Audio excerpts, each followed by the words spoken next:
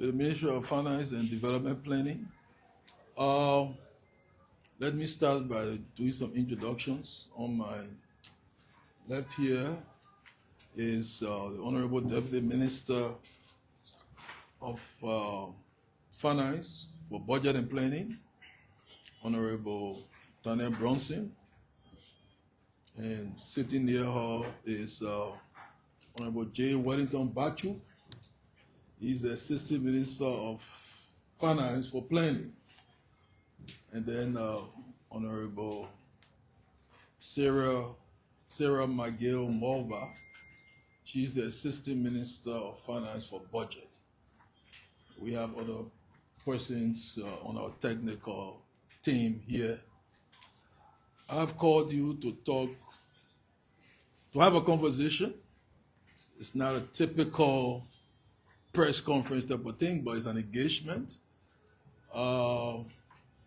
Since we submitted the budget, we are very happy with the lively public debate. Many persons are weighing in from their various vantage points. So it tells you that, the budget is the document that concerns the generality of our people. So I will first start by thanking everyone who has weighed in. So far, it's our duty to give more information.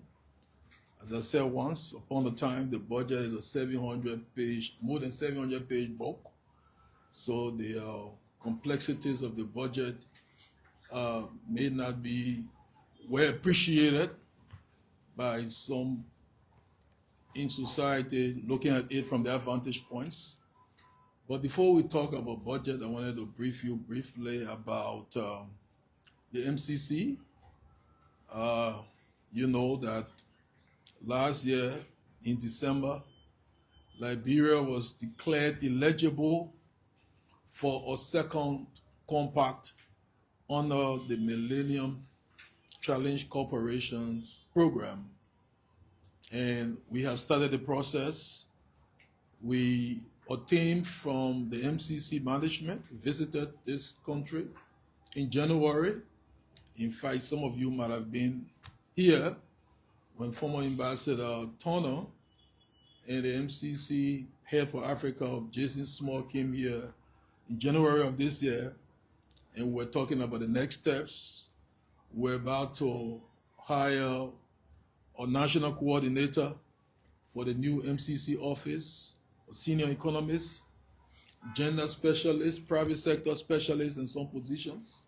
We have won our first compact in 2015, where the country was granted, and we underline granted, it was not a loan, of $257 million. Most of the money went to rehabilitating our hydroelectric facility, which today remains our major source of electricity. The MCC usually, once they approve a compact and you sign a compact agreement, you have 5 years to implement the compact. So that's why the old MCC team, led the process. And I think in 2020 or 2021, it formally closed down. So now we are going to, we're on the process. Last year we were declared eligible for a second compact.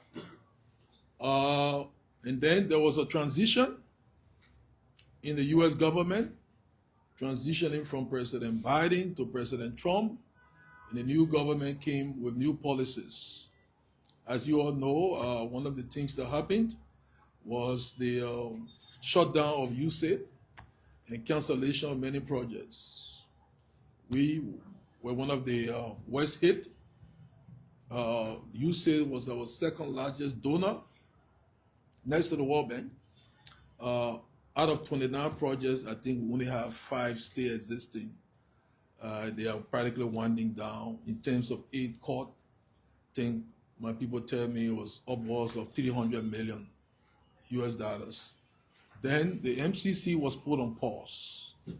It was not canceled, but put under the review of Secretary of State Rubio And we've been engaging as a country. When President Barker visited the U.S. upon the invitation of President Trump, one of the things we did there was to engage the MCC heavily. I led the team, visited the management. There's been a tag team approach with my colleague, the Minister of Foreign Affairs, Her Excellency Cyril Besto Nyanti. We've been working on this, and that we've made some significant progress. You all know since September, an MCC team visited here, and they spent 2 weeks meeting stakeholders, and that when we went to the annual meetings of the IMF, World Bank in October, we had some serious engagement with the MCC. But because it was a shutdown, we couldn't publicize. But that engagement left us very hopeful that we were on track. And not long ago, the MCC issued its latest scorecards for FY2026. It's actually grades FY2025, in which our country, your country, made a pass. We passed 12 of the 22 indicators, including what they now call high hurdles. High hurdles include corruption, government accountability, and personal freedom. Before, I think you only have one high hurdle, but now they have two. They've increased the indicators to 22 from 20, so you must pass a minimum of 11. I need to say that we have to put things in context. I don't want to name or shame anyone, but it is not everyone that passed, not every country that passed, including even in our region. So we have to appreciate in our immediate region and in our sub-region, there are some, big weeks that did not make the pass. Liberia made the pass, and so qualifying for consideration at the upcoming board meeting of the MCC, which takes place in December. Let me say how significant that pass was. Had we failed, case closed, we wouldn't have even gone to, our files wouldn't have been eligible to be opened at the board meeting. So it was very critical that we made the pass. And that I think the board meeting may be held on the 3rd of December or so. But from where I sit and from what I know, we are very hopeful. We are not resting. We are working. We are engaging. Myself, the president himself, the Minister of Foreign Affairs, and our team. We have an MCC office here, group of technical folks who have been working directly. Let me thank Deputy Minister Depu Wazukwe and Honorable Bachu, who worked with the MCC team when they came. And let me thank our colleagues in government, because we at the Ministry of Finance, we are just coordinators. To pass the score means many other persons in government pass. So we have some good scores, and all the colleagues in government under the leadership of the president did extremely well. So I just want to say we are well on track. And if we, when the board meets, what is going to happen is like a reaffirmation now. It's like what happened last year is going to happen this year under the new administration. They reaffirm, they say, okay, we feel that you are eligible for a second compact. Then negotiation and some technical analysis on what the compact figure could be would then ensue. So I just wanted to give that to you. On the budget, on the 7th of November, the president submitted the budget, the fiscal instrument for fiscal 26. That spans January 1 to December 31st, 2026. The total budget is in the tune of 1.211 billion. 1.211 billion. And one of the envelopes in there is a one-time expected revenue injection from signature bonus that could come from the ratification of the Metal Third Amendment or the extension of the Metal Concession Agreement. It's one time, and so, but if you net the one time 200 million, the budget is 1 billion, 11 million. I repeat, 1 billion, 11 million. And one of the significant features here is that 94% of the $1.2 billion budget comes from domestic resources, domestic revenue. Only 6% is external. This is historic because the external portion of the budget had traditionally been very high. Okay, I mean, this is one time that external portion of the budget has come down to 6% because the internal, meaning what we do for ourselves, 94%. So we'll give you other details, but we wanted to say that what we decided to do basically was to allocate, especially the metal one-time injection to projects. In budgeting, you do not budget one-time injection to things that you expect to recur. So we are putting the money principally in projects. And we, of that amount of money, we're putting 100 million in what we consider our top two priorities. Everything, if the arrest agenda talks about priority, you know the arrest. But road connectivity and energy access have been considered the top two constraints to growth. Lack of adequate road connectivity and access to power, limited access to power. And also, the third one is access to finance. So if you want to grow the economy, if you want to deal with jobs, you have to deal with the structural issues that are impeding the achievement of those outcomes. And so that's why we are intentional. We are putting more money in roads because money in roads have a multiplier effect, knock-on effect on all the other sectors.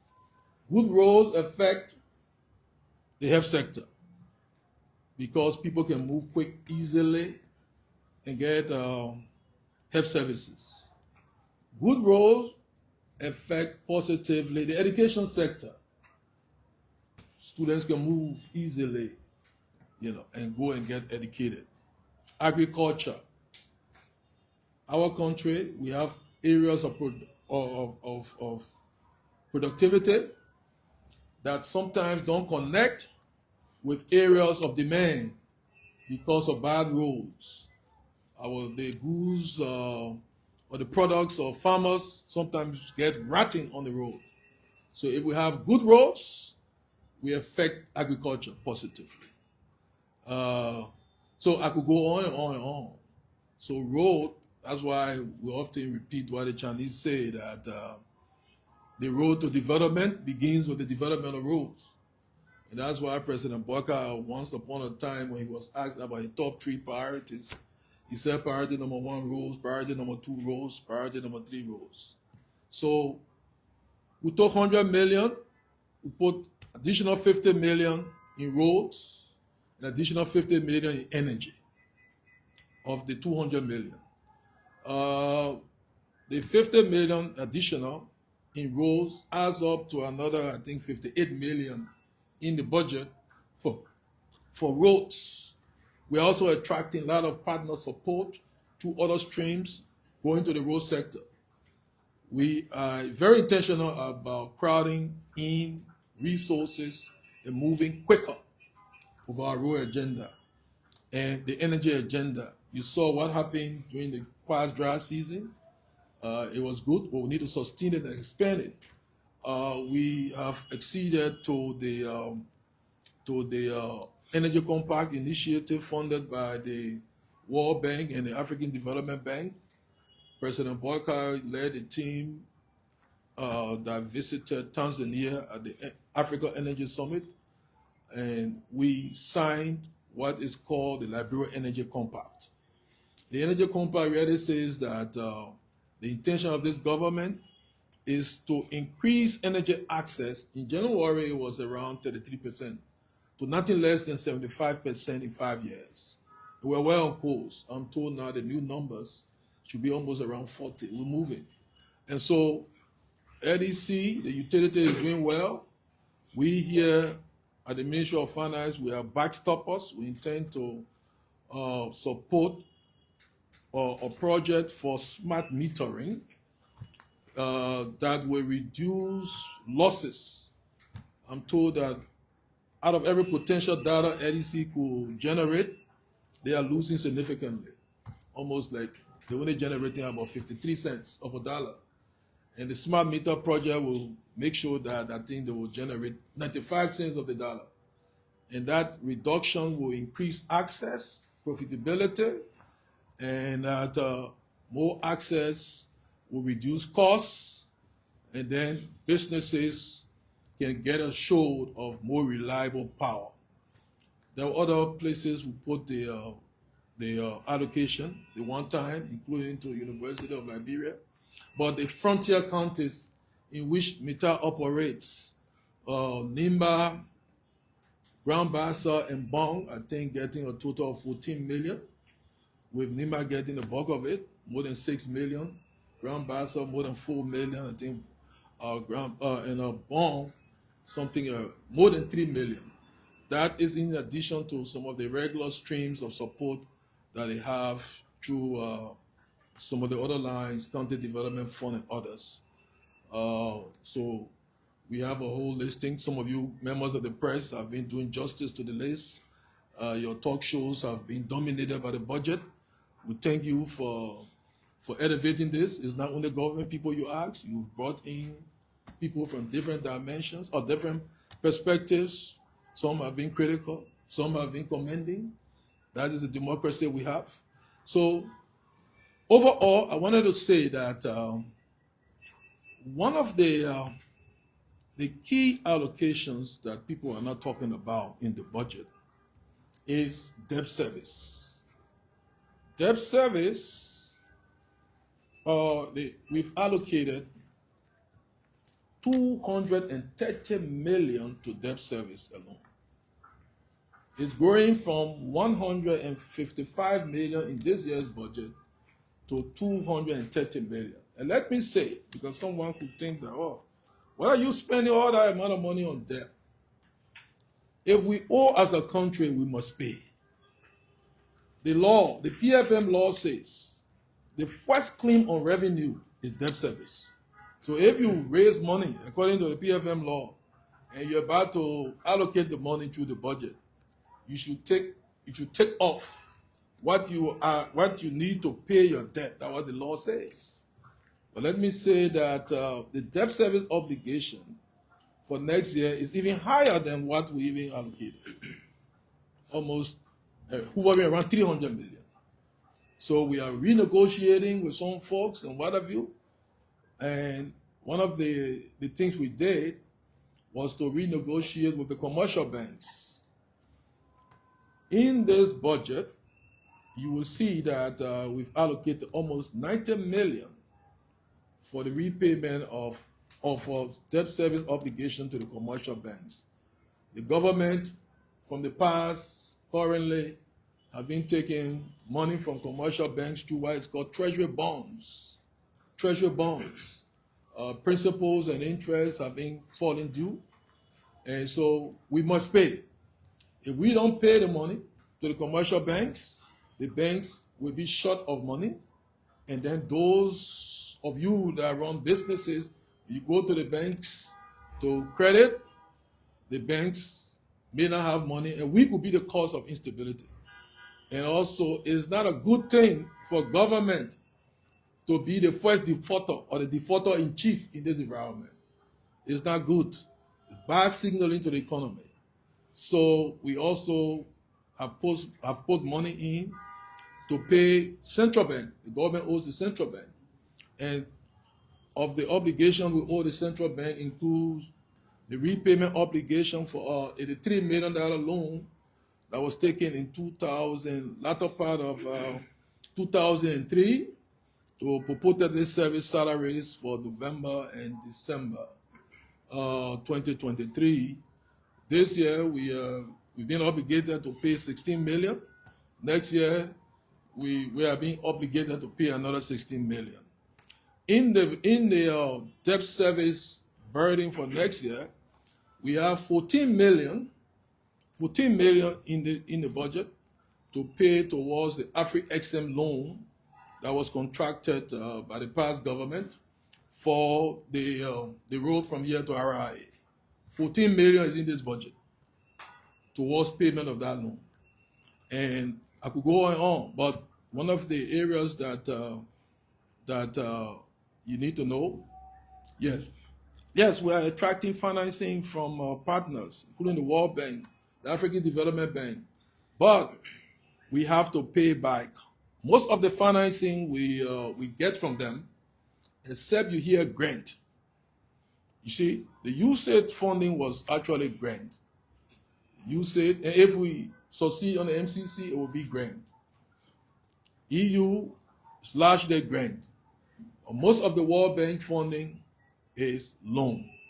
Although the loan, African Development Bank too, most of it is loan. You got to know that. What it means is that government pays back. Although for the World Bank and even the African Development Bank, the repayment period is very long, sometimes 40 years. Very low interest rate. So that's how they call it concessional loan. Very low interest rate, long period of payment, but still you have to pay back. The government has been contracting, taking financing from World Bank here and there. So just for next year, in terms of repayment of World Bank debt service, $25 million is in this budget. $25 million to the World Bank to pay back debt service. So that's one of the reasons why I usually tell people, don't say there's a donor project, because eventually we pay. It's our money. So African Development Bank will pay more than $5 million in debt service, and at some of the financing that was taken for the road from Banga to Menekoma, the debt service obligation has already started coming due. Then we're paying, if I'm not mistaken, almost 3 million or more than 3 million to the Saudi fund, and I think another 1 point some odd million, if I'm not mistaken, to the Kuwaiti fund. So 230 million. If you look at the total financing to health and education, I think the total allocated to health is about 101 million, and to education is about, I think, 132 million. So when you compare that with debt, so debt is rivaling, two critical sectors. So, but why is it important again that we pay the debt? Access to finance has been deemed as one of the what I call constraints to growth. What do I mean? If people can go and borrow money from banks or financial institutions at competitive rates, low interest rate, or rates that are not too high, they can easily take money, expand their businesses, give jobs, and whatever. The rate, the Liberian risk premium, is a little high because of what in banking terminology they call NPL, non-performing loans. Some people go take the loans, businesses, they don't pay back. What they do, they injure the reputation of the entire economy. So because John did not pay back a loan, it makes it difficult for them to give a loan to Paul, or Paul would take a loan at a higher interest rate. So one of the reasons why we're intentional to pay back our debt, government, is that if we don't pay back, Jerry Yakwawolos and others will suffer. So the reason I'm talking about debt is that some people will just think, why are you paying back debt? Our debt stock, our total debt stock as a country is about 2.7 billion in claiming. With the GAC audit, let me say yes, the GAC audit on net will increase the debt stock by almost 95 million.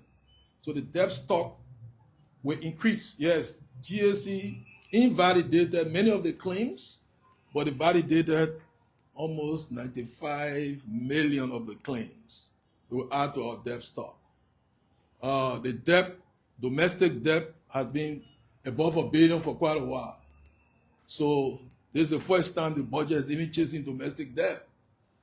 So we want to be able to compete with domestic debt as a government so that we can raise money, pay our debt, whatever. So it's a major portion of the budget.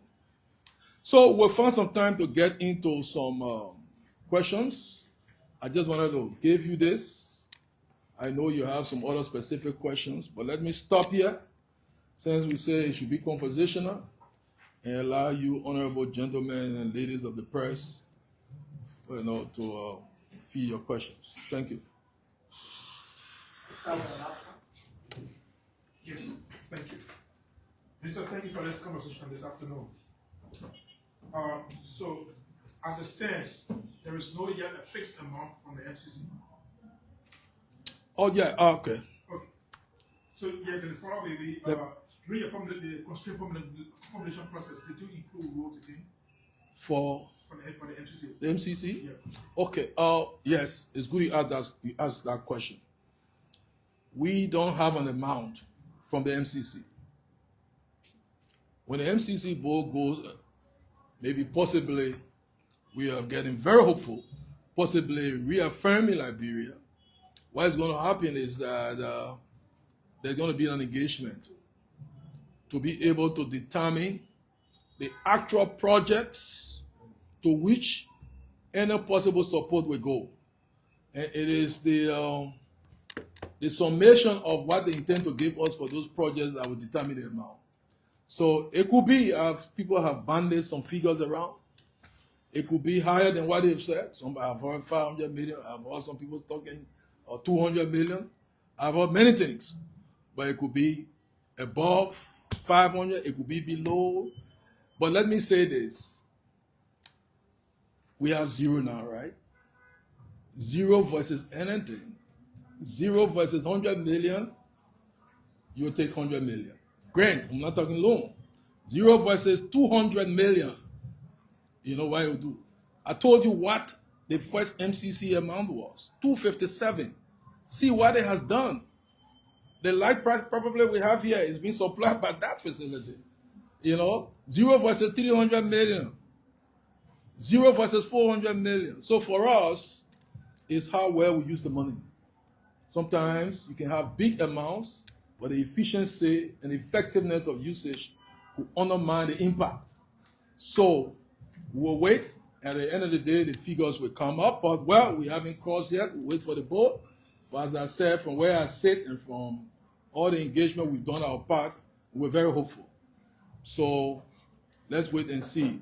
When the team came here, let me announce again, in the engagement, the MCC team actually identified again energy and infrastructure as key constraints to growth. So, if the MCC will give us money, we'll more likely go to those top priorities. There are others, but in the pecking order of priorities, energy and infrastructure. And infrastructure is not only road infrastructure, including port infrastructure. So, you see what we decided to do. Others have identified, have agreed with us that these are the top constraints. So when we were allocating the METAL money, we decided to prioritize our own priorities. So that's why we did. So it was intentional. But thanks for the question. Yes. Yeah, I'm Julius from OKFM. Some questions. One, in the draft budget is the portion allocated for agriculture. The entire sector is around 13 million plus. I believe the A in arrest is for agriculture, and it has always been seen as one of the most key priorities of the president. The agriculture minister has cried again and again that he needs at least $40 million every year to ensure that the country can become self-sufficient in food production. How come the proposed budget is rising to $1.2 billion and you are allocated to the entire sector $13 million? Is it that they did not do a good job at defending the $40 million they've been calling for, or what? That's number one. And how can you convince us that your government is actually prioritizing agriculture as it has been saying it wants to do? You want to take it first too? Still come back. No, let me just. Yeah, then the other one has to do with the compensation portion in the budget. I believe it's over $320 million. During the campaign was one of the major issues that the rising cost of compensation for the previous administration, and that it will even come down. Even the CSA boss, the current CSA boss, was talking about bringing compensation in government down and all of that. That compensation plus something else called other compensations could carry compensation close to perhaps $350 million. How can you make up for that when civil servants are crying that you should carry them back to pre-harmonization days, and that is not part of it? But we see the budget going, the compensation package going quite high. The final one from my end for now is the $200 million from ArcelorMittal.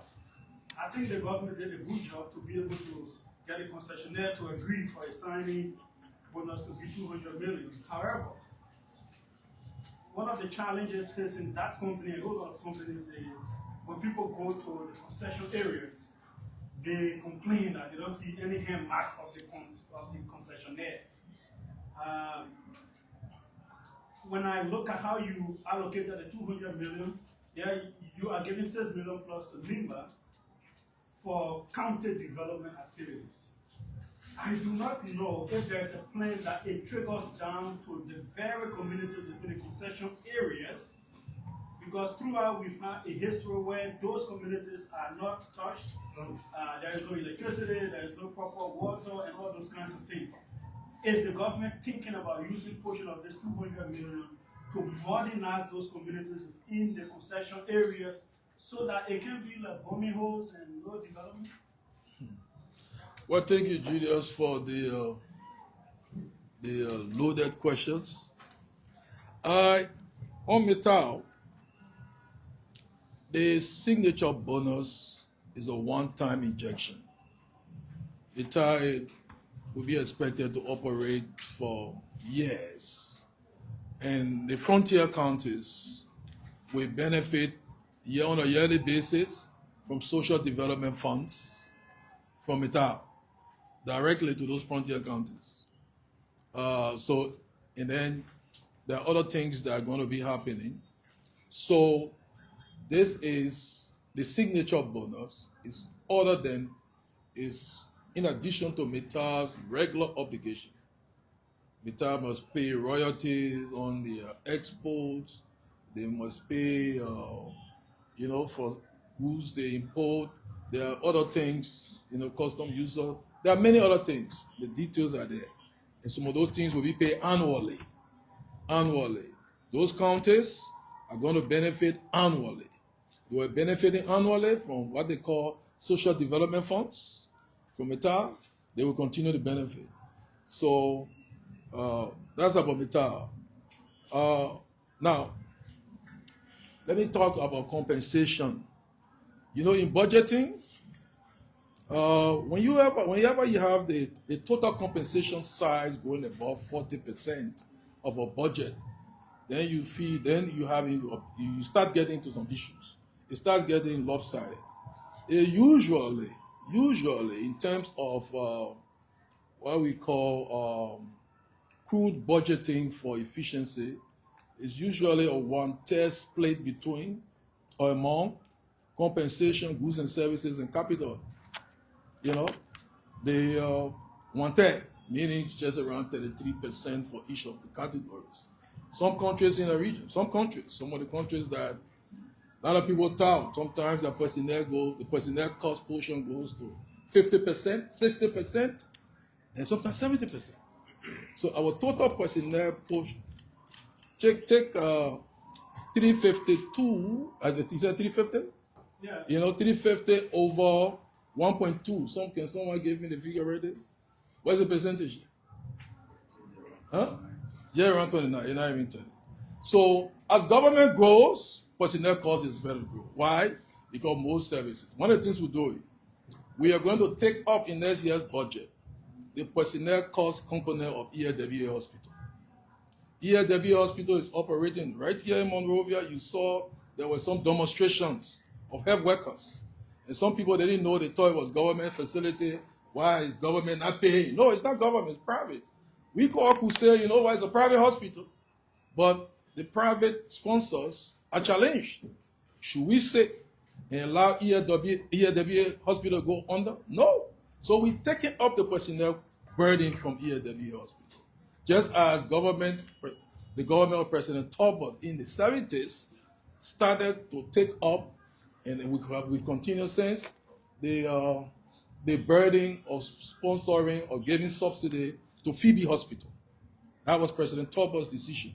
President Barker has decided that this facility is so critical, we cannot allow it to go under. Next year, we're going to have a new Redemption Hospital.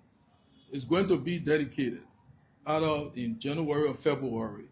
New personnel are coming on, and we have to sustain the hospital.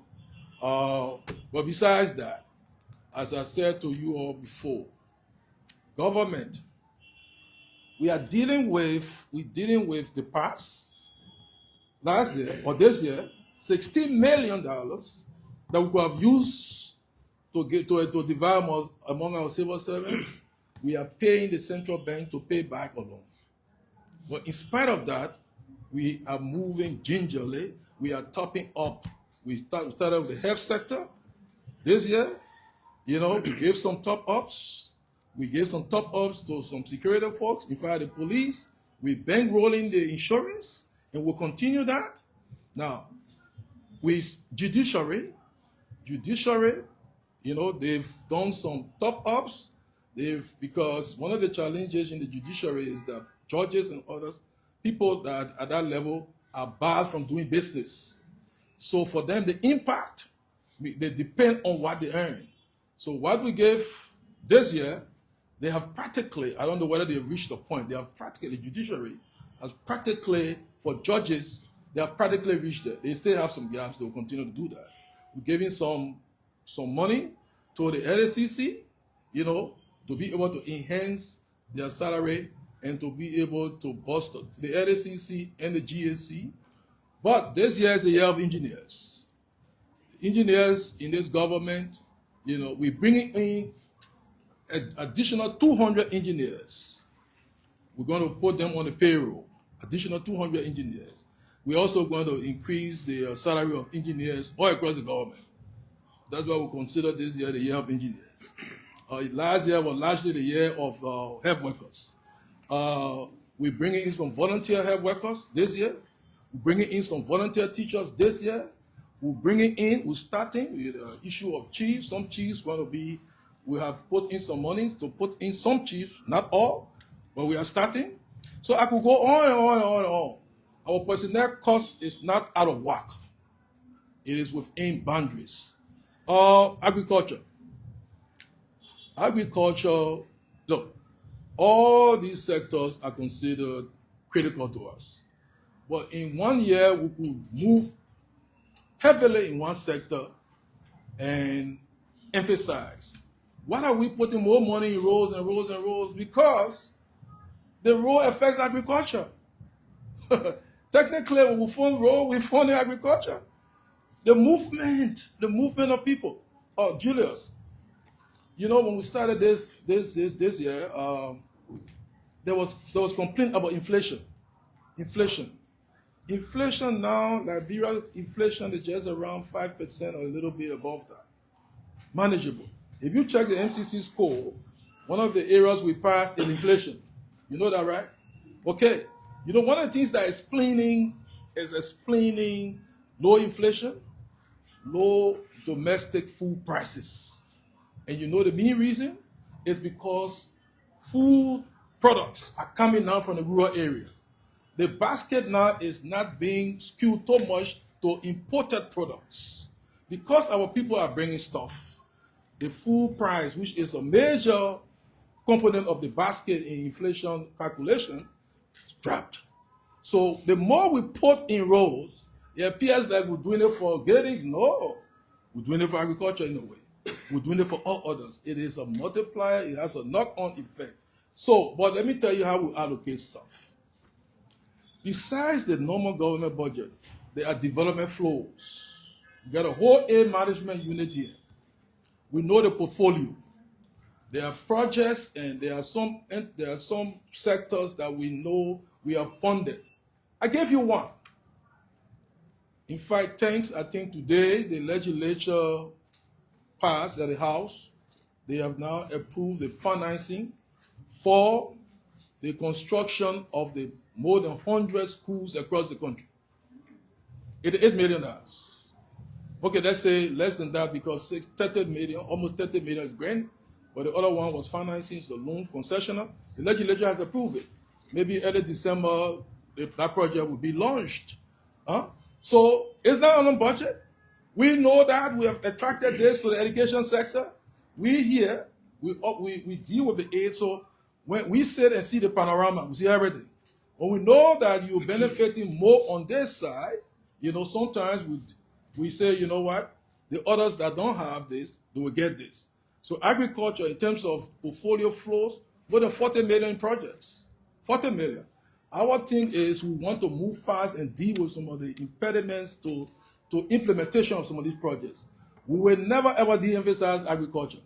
So it's part of the package, but we are intentional that roads and energy this year, in terms of the principles list, these are the two top boys. Yeah. Nelson. All right. Thank you, Minister. I'm Nelson Colette from Spoon. I remember the last, prior to the last budget year, the approval of the last budget, there was a conversation around civil servants, the salaries, and in relation to the minimum wage, that no civil servant is going to make less than the minimum wage. We've seen the budget year come to a close gradually. We're talking about another draft budget. This time around, the biggest budget ever in the history of the country.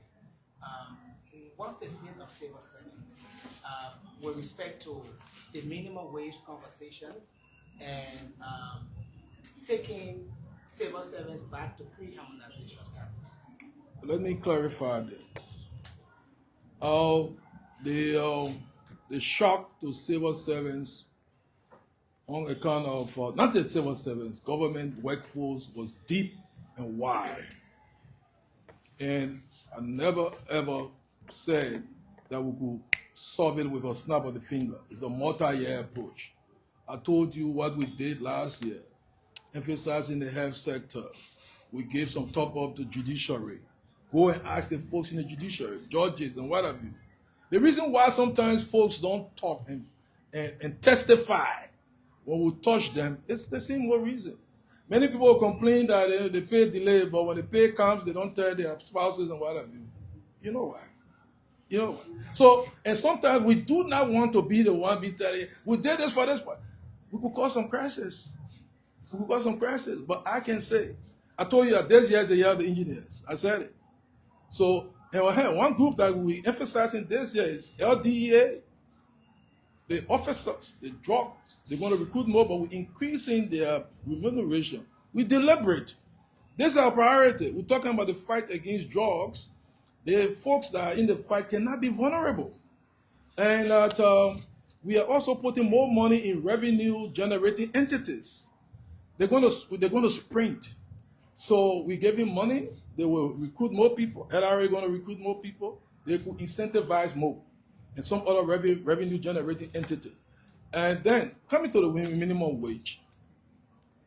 The minimum wage in Liberia, it will surprise you, is higher than many of our West African neighbors, even higher than Ghana, even higher than Nigeria, even higher than Sierra Leone and others.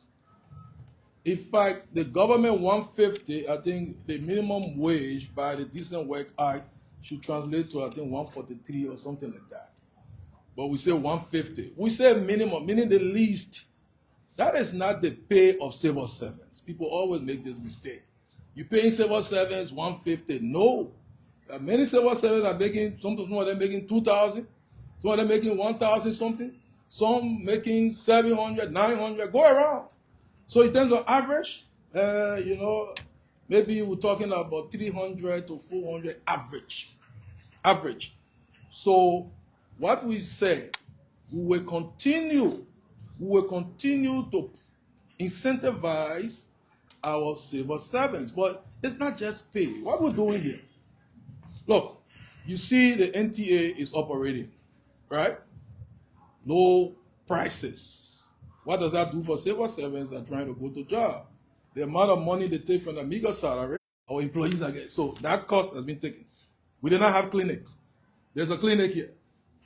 Insurance. So there are a lot of interventions happening across. There's not just us here. Others are doing it across.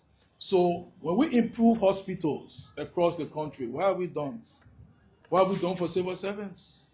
When the civil servants can move from here and move quickly to Zwedru and come back, low cost. So it's the whole package. Service obligation is galloping. It's increasing. The debt service obligation just for next year is almost more than 300 million. We are negotiating, and we're talking about 230. We're even short. The next year is going to go up again because the historical financing that governments in the past, up to now, we've been taking, we are now being hounded with the reality of repayment. We cannot run away from it. So if you take the one-time META money, 200 million that we must put to project, because good budgeting will tell you do not put recurrent money to one-time money to these kinds of costs, that you have to be paying every year, because you will get short-ended. You don't want a situation when we promise civil servants, we do. We don't talk loud. When we said last year we're going to increase health workers and others, some others doubted me on some stations that and I told them, wait for January. And after, if these people I'm talking about don't take pay, call me back on your talk show. But I've been waiting for that invitation. They haven't called me yet. So we don't promise something we don't do. We will not be reckless in promising our people. We are moving methodically. Every year we sustain this. We sustain our promise based on what we know. So we are, the LRA and other revenue generating entities are doing a whole lot. We are backstopping them as the envelope goes up. Like this year is the year of engineers. Next year we'll take another professional class. Just like that. Start to improve it. We'll soon reach it. We're on the path. Moses. Great. Thank you, Minister. Moses Gazil from BBC. Well, thank you. I know the world may be thinking Liberia is fast growing. 94% of your budget is locally sourced. Do we have a new tax regime that you're hoping to put in place to make sure that you raise this money? The next thing is, I know achieving something that is ambitious is quite challenging. What are some of those key mechanisms you put in place? And the last point is, what makes this budget different? Forget about the figure. I know the last one is around 800 million, but what makes this one quite different from the last budget.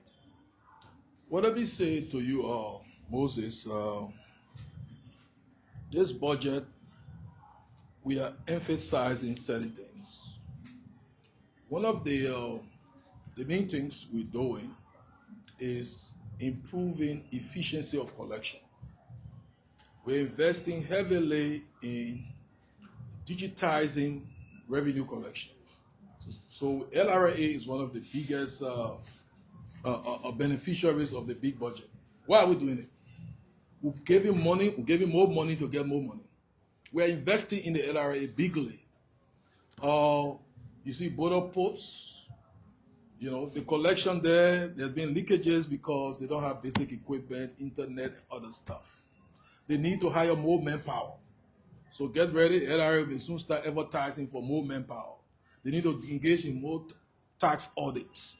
The efficient electronic fiscal devices, that when you go, you pay, a government knows how much you pay for that product, the business owner cannot cheat government. So there are a lot of technical things that are going to happen. We call it improving revenue administration. And as we increase, as we do that, revenue is going to go up. But the other thing is that a few years ago, I think in 2023, we exceeded to some protocol. I don't know, I think it was the ECOWAS external tariff or something, where we're trying to harmonize our goods and services tax or something to the region. And the country agreed. It was legislated to 18% in terms of GST. But in 2024, the government, in spite of the 2023 legislation that we should harmonize at 18%, we said, well, we agree with the legislature that we'll do it at 15%, but we will not have a one-step jump to 15%, the goods and services tax. That's why we've been moving stepwise. It's 12%, it goes to 13%. We're not jumping to the 15% that was agreed. But in 2023, it was agreed, it was legislated that we should go to 18%. So we are moving, gingerly in order to harmonize with the region, because these are things and protocols that when you agree with the region wants you to align your rates with the region. But basically, what is going to happen is efficiency.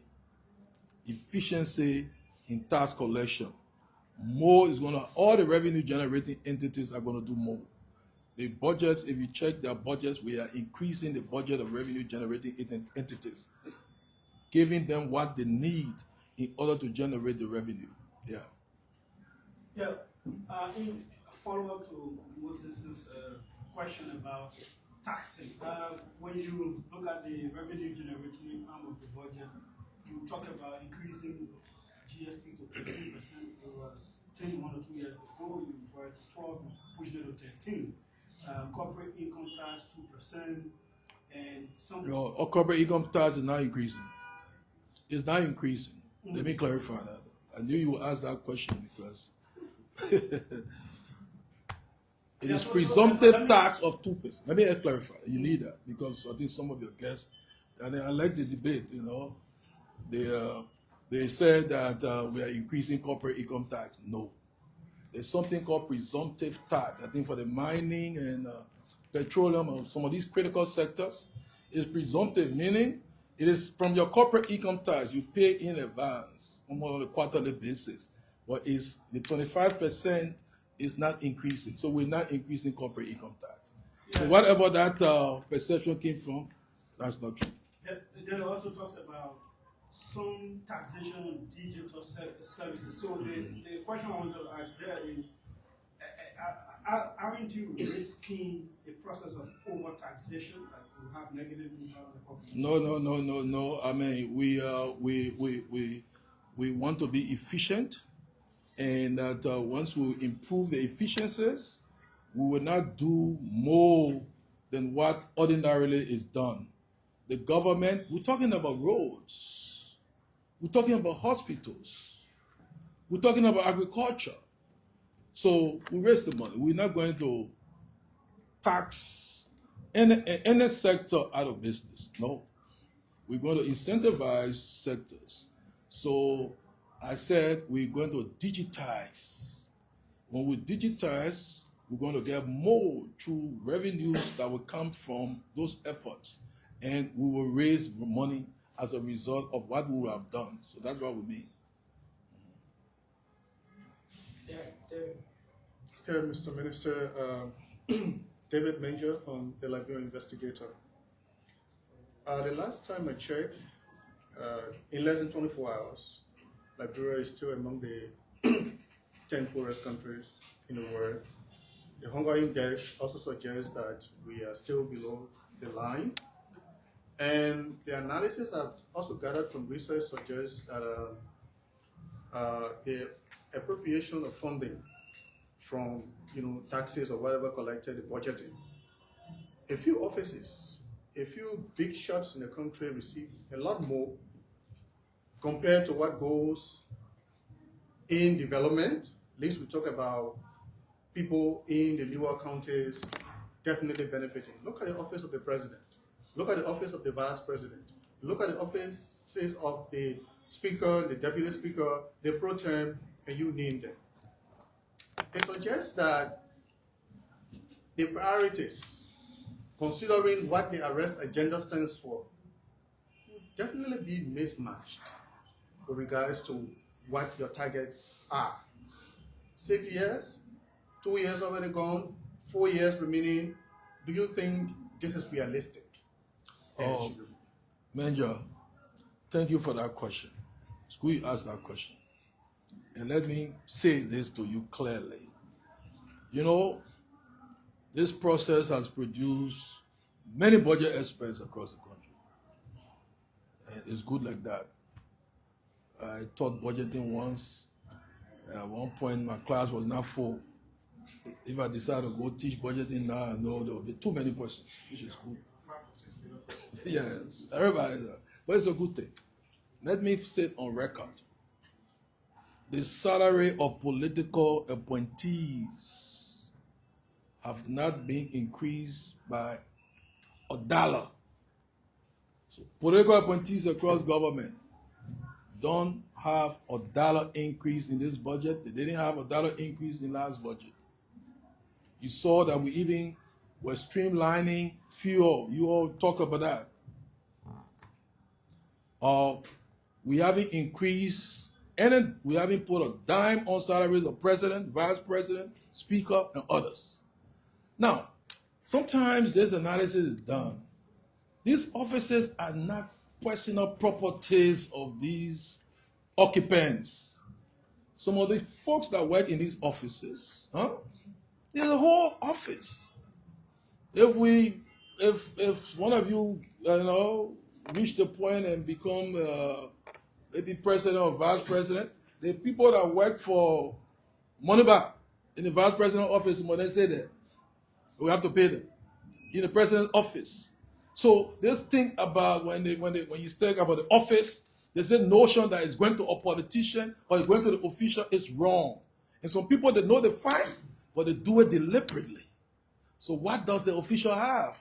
The official has his or her salary. That's what the official has.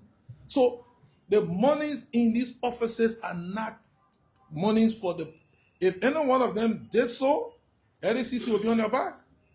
So this analysis that goes and says, this politician, this person, this official has this, 3.5 million. The president takes. It's unfair. Let's be fair. And let me repeat again. For 2 years in a row, this government has not increased the salaries of political appointees. We have not approved any increases. The only place we read it, there was increase, I can tell you this, was the judiciary. The judiciary, because as I said, they are in a peculiar situation where they are barred from doing any other thing. So like this year, they almost, in terms of people on the bench, judges, I don't know I think they might have reached their quote unquote, pre-harmonization levels or so. Or, I don't know, but they are not where we met them. They're not where we met them. So let me clarify that. We are investing in other sectors generally for the benefit of the people generally. But sometimes people in government, some of them, as even some of these folks here, work for money, like in the budget process. People are working here 2 a.m. every day. They have their mattresses in their offices. Females. We never have weekends because our weeks did not end. Our weeks did not end. But there's a demonization. Once you're in government, you should be anti-people. It's unfair. It's unfair. So there are sacrifices being made. We have not. We have not increased. I repeat, not a dime has added to what we inherited. The pay scale we inherited for political appointees from the CDC government, or the past government is the pay scale that we stay using. We haven't added a dime.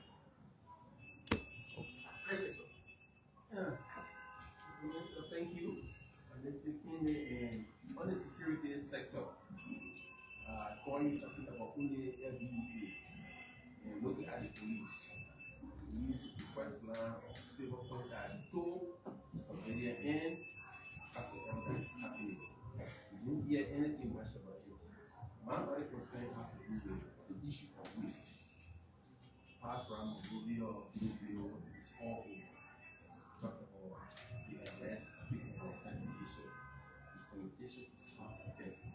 What for a clean environment?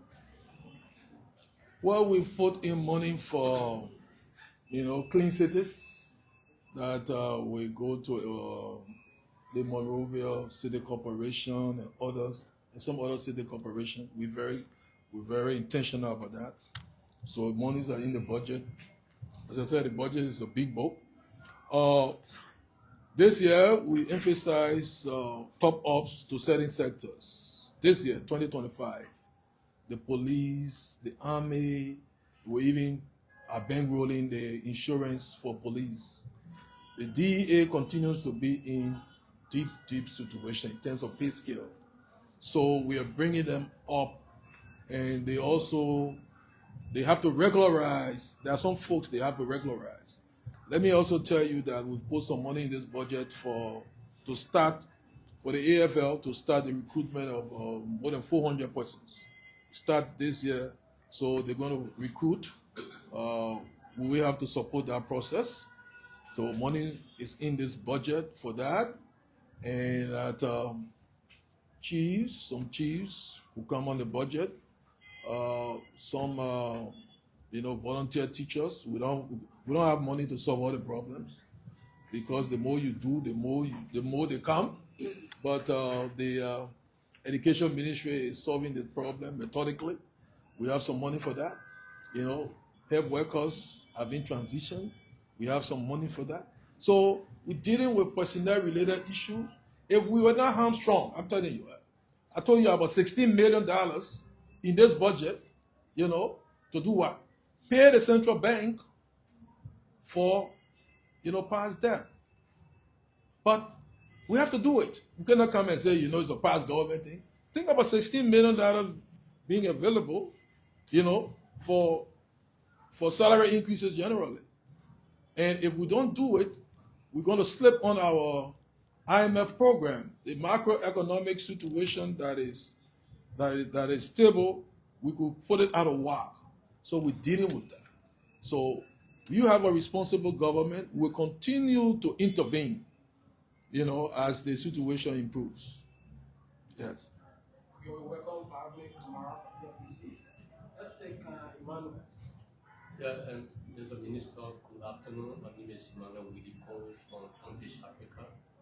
I would like to know what are the economic assumptions or realities that inform the preparation of the budget 2026. Well, we expect the growth to continue. I think we are anticipating a 5.4% growth next year. We expect efficiency, as I said, efficiency revenue collection is going to be our major emphasis. I will ask the LRA Commissioner General to give you some details, everything we want to do, in terms of what actions are going to be taken. As I said, the revenue generating entities are going to do more, in the various sectors. But we have some time to do what we call a deep dive in everything. So, but all I can tell you is that we were not frivolous in our projections. The revenue situation has been going up. In 2011, no, I think not 2011. In 2022, the government in domestic revenue, we generated, I think, 614 million. 2022. In 2023, in domestic revenue, I'm told we generated 611. In 2023, came down by, I think, a few $1 million. In 2024, we generated in domestic revenue almost 700 million. See the jump. 1 year. And this year, in domestic revenue, we're going to go way above 800 million. See how we've been galloping. So if you see the rate of jump, if you know how we're moving, you will not doubt that we can hit the 1 billion target. So that's what's going to happen. So we're not just putting figures because we want to. There's growth momentum. There are many other things that are happening for this country. And we'll be unveiling them as time goes by. Many other good things. Members of the press, don't be surprised that we'll call you for press conferences. You're going to have some good press conferences. Good press conferences. Let me stop there. Yeah. That's the question for Yasa. Thank you, Mr. Minister. I want to ask, the MCC places strong emphasis on transparency and accountability. What buttons, reform, contributed to Liberia passing school? And also, how did the ministry ensuring financial management stay aligned with the MCC standards? Well, we passed the 2 hard hurdles. One of them is called corruption, fight against corruption, and government accountability. So, we didn't pass it because the people wanted to be generous to us. No, because of actions they've seen.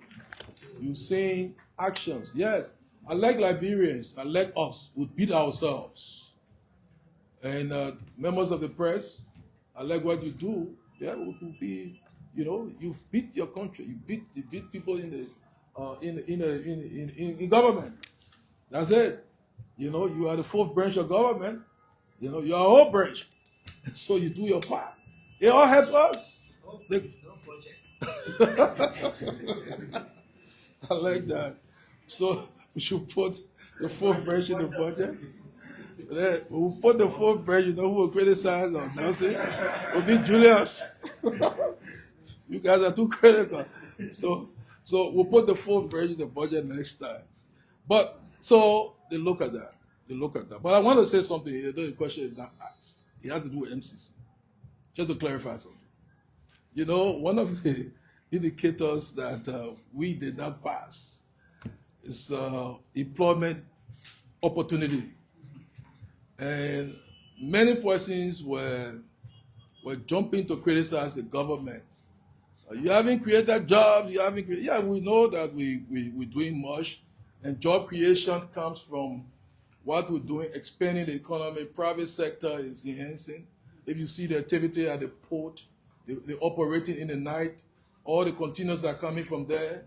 It will tell you that people are selling. Otherwise, you will not find traffic moving from the port to sometimes Lokita Cinema in the night to take goods. We will go on all what I call ABC indicators of progress.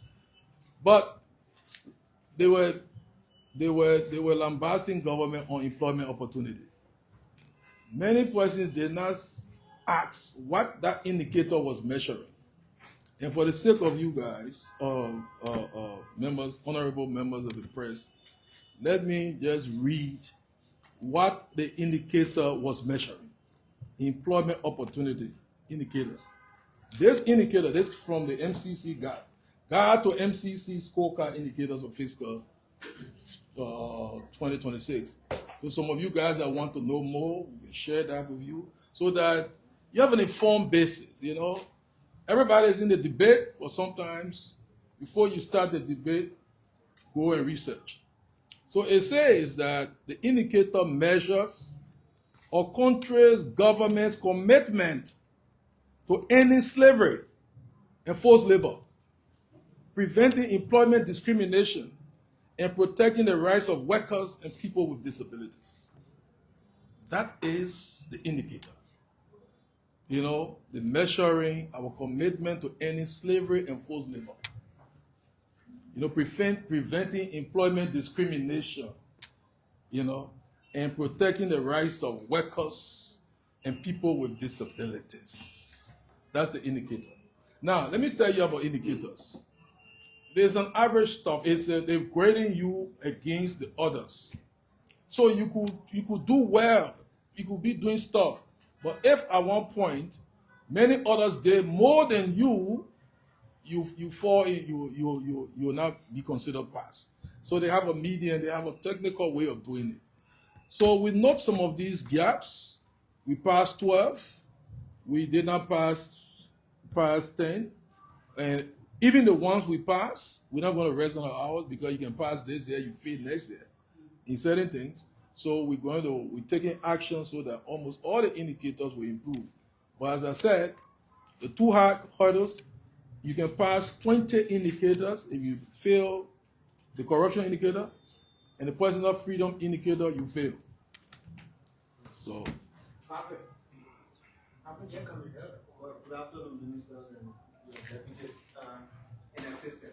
My name is Fafle Kamara. I work for ELBC. A few days ago, I hosted the chairman of the Senate Committee on Ways, Finance and Budget. And one of his critiques of the budget, even though it's on scrutiny or perusal, he said that domestic debt is becoming an issue because most of those, the claimants, they use the court to legitimize their claims. And you, the Ministry of Finance, pay them. So I want you to clarify the issue of domestic debt and also the issue of the security budget.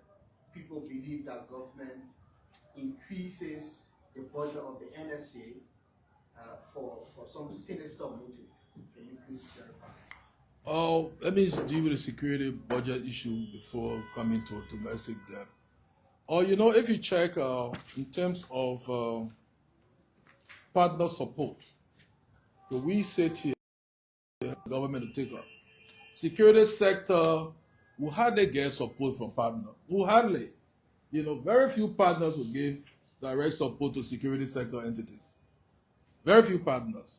But like the health, the education, the agriculture, they are the normal donor darlings. If you check the country programs of many of the multilaterals, they emphasize that. So we know all. And that for security, you know, we don't give you all the details. The country is safe. There are too many things that go into making the country safe. There are too many things. Your duty is you wake up in the morning, you go to LBS, you do your job, you go home. To keep it like that, if you know the backstory, you know what is done, you know, I think there will be appreciation for security more. But all I can say, we are not reckless in budgeting for security. You talk about NSA. Check the GAC report. In the NSA audit of the consolidated for 2023. In 2023, the government budgeted 28 million for NSA. And I think spent 84 million. NSA. What we've done, whatever amount, I think the total NSA budget this year, I think it's just around 22 or what million, something like that. It's even under. is even under 2023 levels. We're not reckless. We're not reckless. So in 2 years, we're just around 22. When in 2023, you're talking about 28. So, all these criticisms come here and there. I cannot come and divulge all the details that go into funding security institutions. They will have the liberty, they know their boundaries. I cannot go beyond. But I know for the way I can tell you that there's too much goes into keeping the country safe. Too much. Some of the things, are not overtly stated. But I can say that it's not just we're funding, we're giving more money for praising conditions and what have you. It's on security. But who goes to the security? Who goes to prison? If people go to prison and they're in these kinds of conditions, if we give more money, say the security budget increase. Well, yeah, maybe a lot of them are sure that they'll never go to prison. Yeah. So it's not out of whack. It's not out of whack. I can tell you this. Yeah. The domestic. Yeah, domestic debt. Oh, okay. The total debt stock, I think it's going to increase. It's about 2.7 billion. What we owe. It's more than the budget. Domestic debt, I think the last time was about 1.08 billion or so. Maybe a little. Now with the new GSE vetting of some debt, the domestic debt, the debt is going to increase by almost 95 million. So the domestic debt, is competing with the budget. But who are the main holders of our domestic debt? The main holders are the central bank, commercial bank. I told you that the commercial banks, to pay our debt service obligation to commercial banks, 90 million almost is in this budget to pay commercial banks. It may look like waste. Don't pay the commercial banks. You're going to affect the entire economy. So we have to pay. I told you, you were not here, 11 million in the budget goes to paying Afrexim Bank for the RIA Monrovia RIA Road. So we paying them. Now, people go to court, and they win judgment against government. And lawyers, it's been a lawyers parade here on me. Almost all the lawyers have visited us. They say, we won a court case against government. But I usually tell them, I say, you know how many court cases government has lost? Huh? So if you are one of many. So what we usually tell them, you know what? Just to win court case against government is one thing. We want to be able to pay. But we must raise the money. So if the court case or court decides and says that this claim is legitimate, sometimes it makes it difficult for us to contest. The court of the land. So if we reach a point, and if there's some skullduggery happening at the court, we need to tell the Chief Justice to look at that, because we should be able to believe in court judgment. Now, if what you are telling me and what the Honorable Senator, who is the chairman of our committee, is saying is a cause of concern. But we have not been rushing, because firstly, it's been an issue of even getting the resources. So the number of questions with court claims, quote-unquote court claims, I think my people will give you the figure. I think it will be more than 100 million or so people. We've lost many cases. Many cases government has lost. But it's good that the judiciary, if this is the case, that there is some things happening that are untoward, we'll ask even our investigators to investigate. LACC and others should track what is happening and bring whosoever is the culprit or culprits to book. Yeah. Yes. Yeah, Minister. I'm concerned about social services. I know we're paying a DEA, and of recent we took disadvantaged young people from the streets, took them to a holding place, but there were complaints of not getting adequate support, good shelter, feeding, and everything. I mean, we want to rid the country of drugs. That's something. Persons living with disabilities is also very key. I saw the budget from the National Commission on Disabilities is on $1 million. This is something to look at. Then the next point is, I mean, you hear businesses crying. The taxes are high. Taxes are high. Now, government is saying, hey, to raise our 94% of the revenue to support the budget, we are increasing taxes. Let me say this. Go and check the region. Liberia has one of the lowest tax regimes. So these people should not just, when we're talking about even minimum wage, how many persons know that the Liberian minimum wage is higher than most of the region? So Liberians, I love what we do. We beat ourselves. The Liberian tax regime is one of the most reasonable. We do not tax businesses out of existence, and because we want them to survive and thrive, because it's the only way that we get the revenue. In terms of what we're doing for the social sector, one of the main is from multiple sectors. The fight against drugs has benefited significantly from funding. It's a multi-sector approach. The Ministry of Health is doing some things, and what they are doing there, we are funded. We're giving them more money. The LDA itself is doing some things, I think, and we should entertain. Youth and sports. So all of them in their drug efforts, we have given them more money. So, when you put it together, we have funded. The president has said this is a priority, and we must take it as such. And we are walking the talk by budgeting for it.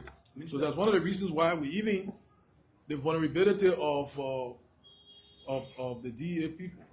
That's one of the reasons why we even emphasizing that. So, look, the budget, let me give you this. The budget doesn't solve all the problems. I will be the first to tell you that. But let me put this in context. When we did the budget hearings and got requests from ministries and agencies in terms of what they want, minimum, almost $2 billion. $2 billion. So yes, we can talk about an increase in the budget size, but what entities wanted for us to do, for them to do for government, we are still a far cry from it. So there will be areas that will be short. We know that. That's why some of the issues you guys in the press are talking, we're taking note. In the conversation in the legislature, there could be some accommodation, but we're taking note for next year. And that also, what we cannot do in government budget, we are tracking some partner support. Some of these areas in the social, there are a lot of partner support that benefits them too. So one of these days, we'll come and have what I call a panoramic conversation, where I tell you, for this sector, this is what they're getting from the government budget, this is what they're getting from this other project, this is what they're getting from this other project. So that's how it is. Yeah, finally, because time is fast spent, and you have a whole lot of things on. Have you heard from people that the country had? And you are the main minister who should show that the country should not be hard. Do you believe this thing? Have you heard it? Do you believe that the country is hard? The country hard. If so, what are you doing? What are you going to do? What are the different measures? How can you assure the people that this country that they say is hard, it will start to get soft sooner than later? Julius, one of the first things I did when I entered this place, you talk about pay. Government was notorious for delaying people's pay. One of the first things I attacked on day one, when I called my people, as soon as I took over, we assembled here. I said, we got to change that. See what is happening. Look. If we delay people pay, we have imposed a tax on them. It's what I call the the delay tax.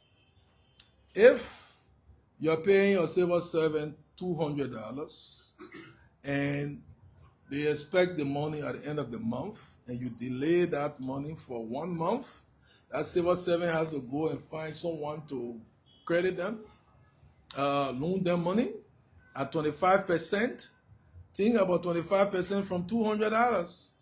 And you pay 1 month later, that civil servant, you're actually giving them almost like $150, right? $150. $50 delay tax. One of the first things we did was to attack delay tax. We've done it quietly. And to the extent that I like what happens that when we delay sometimes because of some technical issues, sometimes the banks, if it is 1 week, we've tried to be able to pay by the 25th. You know, at one point, we said we put out on one week delay notice, but we pay usually around the 20th. And people say, oh, you're delaying pay. But the 1 week added to the 20th was stay within the month. So, but you are being held to your past standards. We like that. We like that. So you think those that were being delayed, and now the reality they face, you think they don't know the impact of that? Or I was talking about bosses that government ministries and agencies are buying for employees. I said, yeah, I don't like to just juxtapose with the past. But when I was here before, we had bosses, you know, we had things for our civil servants. I come back and they tell me more than 7 years, no boss. And we have we just a few months ago, you know, we dedicated about 7 buses. We're getting more. So you think those civil servants that are riding those buses, they don't see the difference? Millions aren't in government, sir. Well, no, I'm coming.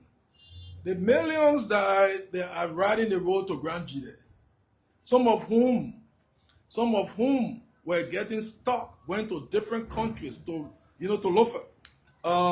NTA bus moving from here to Banjama in the rainy season. You know how people from Lofa used to go home? Either through Sierra Leone or through Guinea. This time they're not seeing. You think they don't know what has happened in terms of the money saved? You're hearing that we financing, yes, the contractor, they took money from the bank, but we are paying the bank for the NTA buses, government money. It is government's money, eventually. Now, you're hearing that MTA has put buses on the street for how much? How much? $50. Huh? The people that have been paying higher money and getting the buses, are they government employees? You know, the roads we're building, the schools we're about to dedicate of staff, the construction of 100 schools for foundational learning. Each country going to benefit. Who's going there? Who's going there? Who's going there? The children of this country. So in all sectors, there's improvement. But let me tell you this. Let me just put this in context. Julius, you know what is called the structural impediments to growth. This problem we face is not a quick fix like this. You know why the MCC people first? They went and looked at the Liberian economy and said, what do you solve first? They said energy, they said roads or infrastructure. They've come again. They said it still remains the constraints. When we are putting money there, we are solving that problem. So things will improve, but it's not going to be like this. Things are improving. I usually say that where we met it and where we are today is far better. And a lot of counts I can tell you. The fact is just one count, just one little indicator of progress. We have not gone to the central bank to credit to pay salary. We have not. We are paying the salary. We are paying the central bank for salary borrowed for the past. So if people don't calculate that as progress, think about progress. And I can tell you, see how people measure progress. If someone has fallen in or is to take the person from that 20-foot hole and bring the person on the ground, right? Okay. So what you start to do? You've moved 15 feet up, right?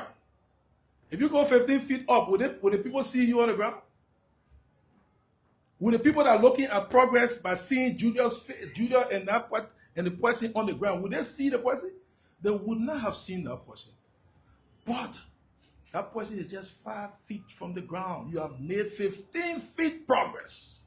So in some respect, some of the progress we've made, people will not know. Because we did not meet some of the indicators at ground zero. We made it on the ground. We take it from underground. We bring it up.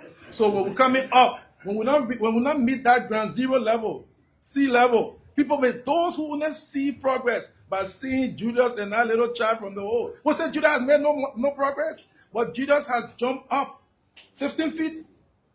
That's how it is. So there is progress in every sector. But people feel, and sometimes I call it the paradox of excellence. When you set yourself out like Judas, you're a smart student, an A student. If people know you, they say you can score A. The day in a tough test you score C. When people are scoring F, people that know your standard say, but Judas failed. You get what I'm saying? But they're grading you by your high standard. So there's progress going on. Some of the progress we're making, not quick fix like this. Not like this. It's not like this. So if we succeed on the MCC thing, most likely going to this constraint. And when we deal with the constraint, nowadays a conversation. When we deal with the constraints, many of the other things can move faster.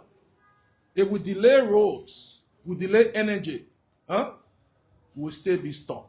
So we want to move faster, hence the emphasis on these top 2 critical priorities. Let's take the last 3 from David, Nelson, in our order, and Fabi.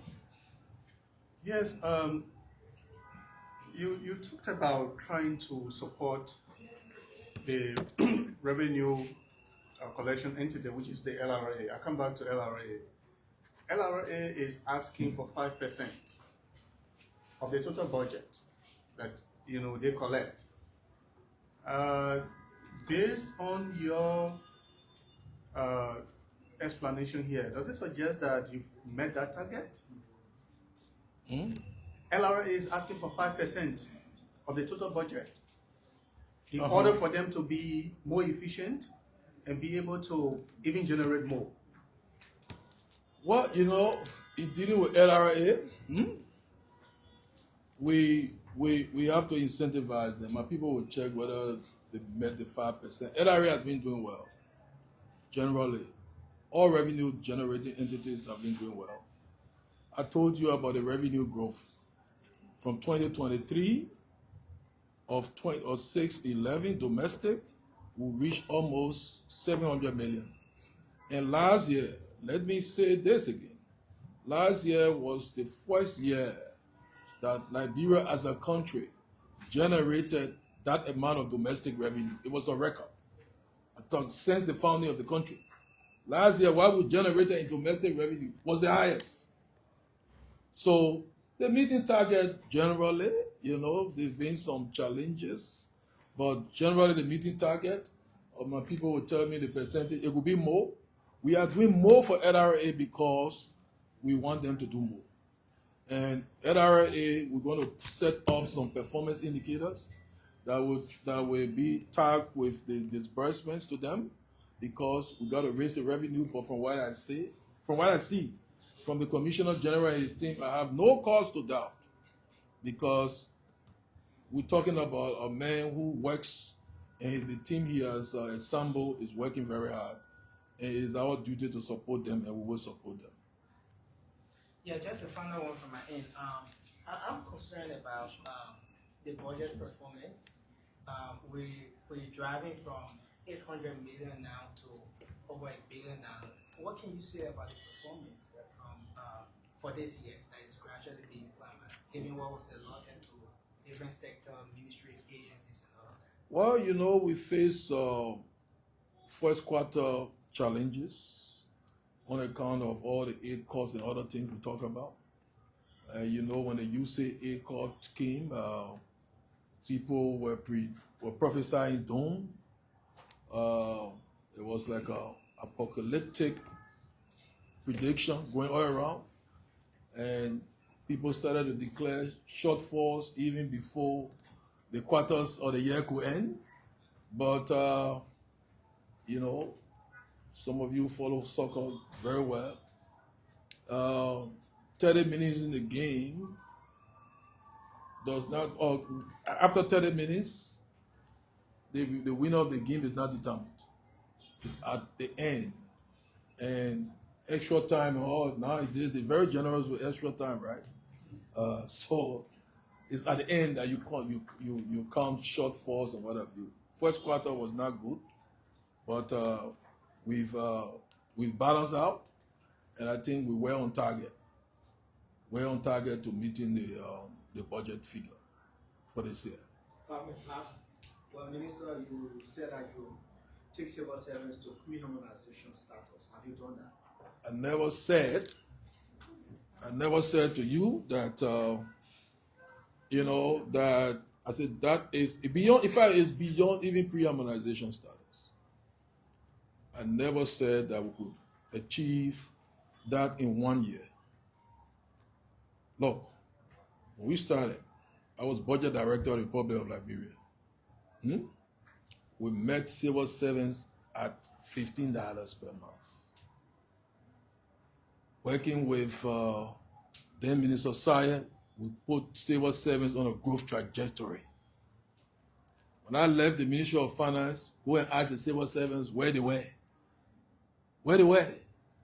In fact, MCSL teachers, I was honored and gowned by them for what I did for teachers, because we put teachers on a different scale. To the extent that when the first month when we implemented that, I think was 2010, most of the teachers, because we had just started direct deposit, we stopped this thing about people standing on a long line. Sometimes the line will move from like Echo Bank all the way to Randolph Street and whatever. We stopped all of those. But one of the things that happened when those teachers went and they saw their pay, most of them took money back. They went to complain. They went to complain to the banks that there were some illegal transactions in their account. They did not know that it was their money. But we did that. So this is a stickler for pay increase. I don't feel that we should pay people as paupers to get the best out of them. So we've inherited a challenged situation. I would give you the analogy of Judas taking this child from the hole. To some extent, that's what we are. I'm dealing with a debt situation. In a $3 million debt. Had I not gotten that, you're talking about $16 million in this budget. Judas, Vafley, do you know why it would have meant for me to take the $16 million and give some money to LBS? You know what you have done for you? You specific. You know, director of news with big title. You know, now you see the man with tie with yeah. But think about it. So we're dealing with it. So we're dealing with the past every year. And it's not to stop there. It's not our standard to say we'll pass. As the economy grows, we'll solve this problem, but we cannot do it in 1 year. That's all we say. It is a goal, and harmonization rate is not the end. It's not the target. You know, we could go above it. So we are working, and based on what we are doing, and from what I sense, you know, see what's going to happen in the next few years. Thank you. Thank you all for coming. This has been very engaging. Thank you so much.